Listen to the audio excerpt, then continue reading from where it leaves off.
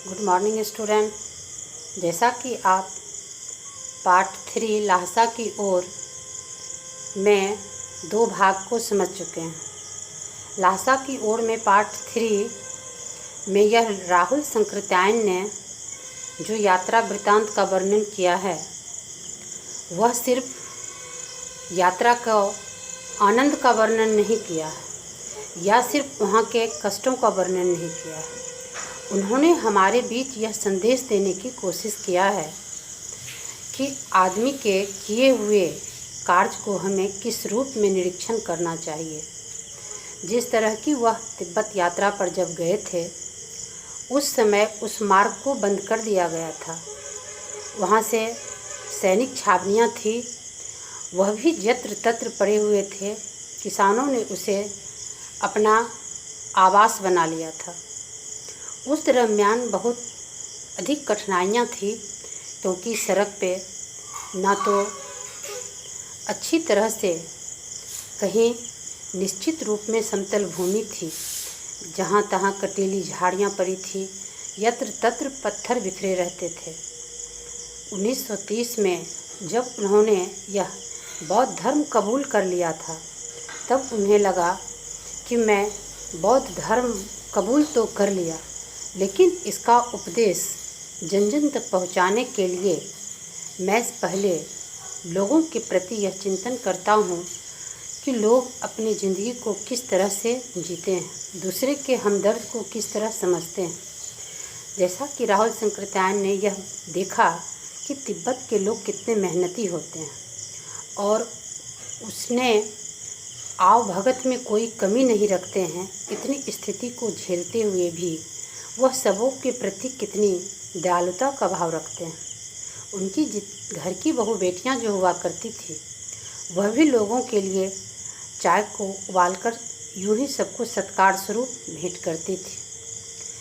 उन्होंने इस भाग में यह दर्शाया है कि जब मेरा मित्र सुमति वहाँ मिला तो सुमति से जब मेरा परिचय हुआ तो मुझे वह उस मार्ग को दिखाना चाहता था कि यहाँ के लोग कितने मेहनत कशी होते हैं और वह किस तरह से अपनी मेहनत के द्वारा पर्यटन के लिए, सैलानियों के लिए कितने दिन रात मेहनत करके इस रास्ते को बनाए हैं। वह 15, 17, 18 हज़ार फीट की ऊंचाई पर जब गए तो वहाँ बर्फ़ की ऊंची ऊंची चोटियाँ दिखाई देती थी। उनका मन यह कबूल करता था कि अगर सुमति नहीं होता तो मैं इस जगह को शायद नहीं पार कर सकता था। सुमति वहाँ रहते रहते काफ़ी मेहनतकश हो चुका था। वहाँ की धूप जो होते हैं वह काफ़ी कड़े होते हैं। दोपहर में चलना आसान सी बात नहीं होती है। उनके जो घोड़े थे वह थक के हार के सो गया और उस समय थोड़ा सा उन्हें निराशा हुई कि मैं अब अपने दोस्त के साथ नहीं चल पाऊँगा।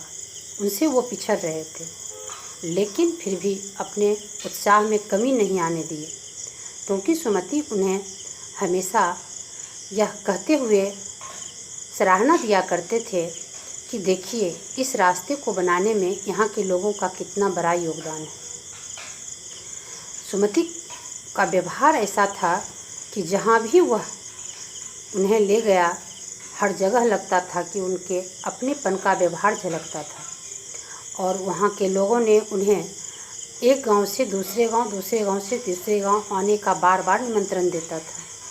लेखक से ना रहा गया, वह चलते चलते बिल्कुल थक चुके थे। वह कहते थे कि ठीक है, तुम्हें जितना यजमान के द्वारा पैसा मिलेगा मैं लहासा पहुंचकर तुम्हें दे दूंगा। तुम अब मेरे साथ रहो, मेरे साथ चलो। लेकिन दोस्त हर कुछ को समझता है। उन्हें लग रहा था कि इन्हें काफ़ी परेशानी हो रही है। उस परेशानी से बचने के लिए यह यजमान के घर जाना नहीं चाहते हैं, फिर भी उन्हें प्रोत्साहन दे रहे थे। जब वह बहुत ऊंचाई पर पहुंच गए तो वहाँ के संस्कृति से इन्हें अवगत कराया कि देखिए इस झाड़ी में भी ये लोग कितने मेहनत करते हैं। जितने भी वहाँ देवी देवता तथा बौद्ध के मंदिर थे हर जगह उन्हें दिखाई दिया कि कितना अच्छे तरह से सजाया हुआ था। कपड़ों को काट काट कर बाती स्वरूप वहाँ लगाया गया था।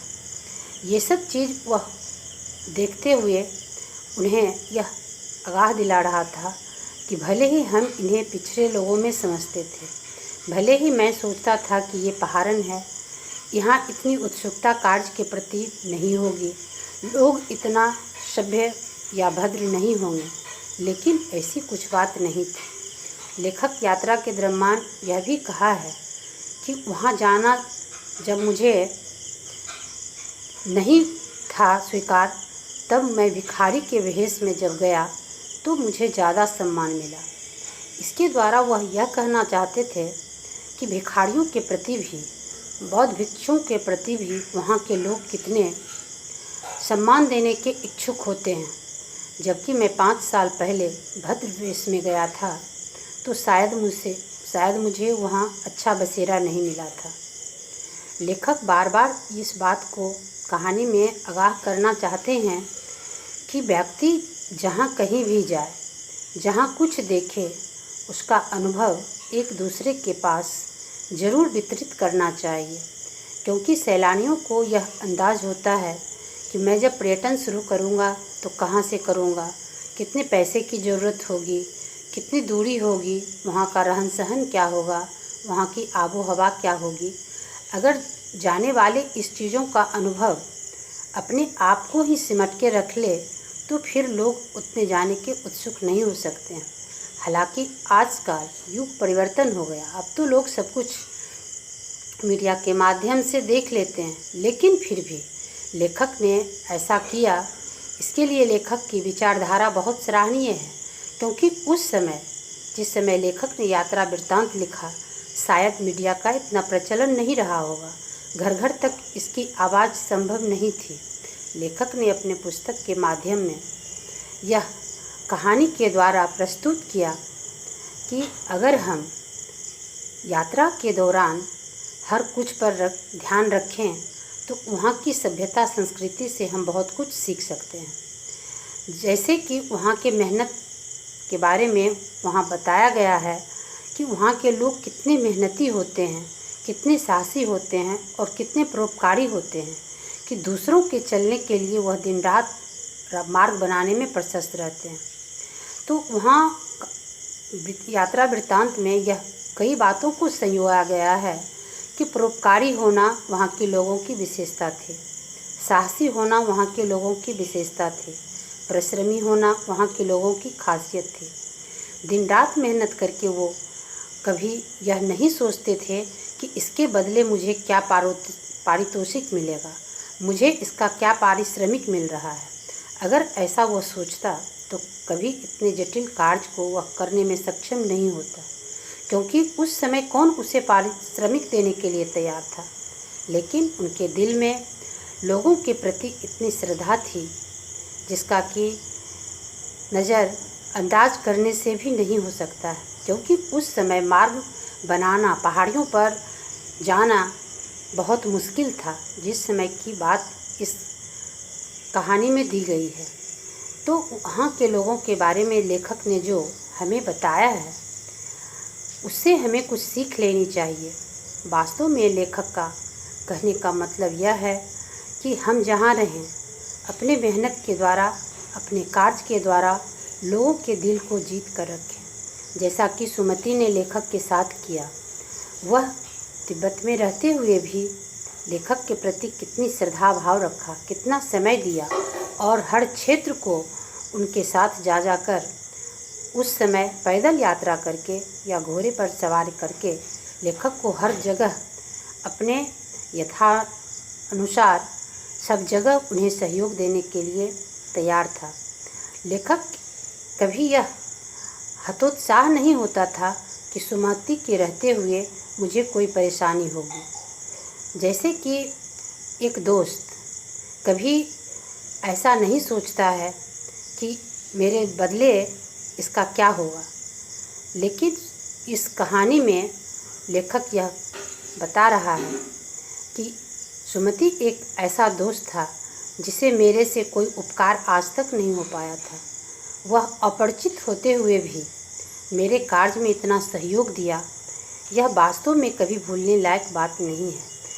अच्छे जगह तो हर कोई साथ दे देते हैं, लेकिन उस विषम परिस्थिति में सुमति ने जो मेरा सहयोग दिया, वास्तव में वह भूलने लायक नहीं है। यात्रा वृत्तांत के साथ साथ लेखक के भाव से यह पता चलता है कि उसने यात्रा वृत्तांत में अनेक बातों पर नज़र रखा होगा, तब उसकी यात्रा के बारे में आज हम लोग इतने चाव से पढ़ते हैं। धन्यवाद।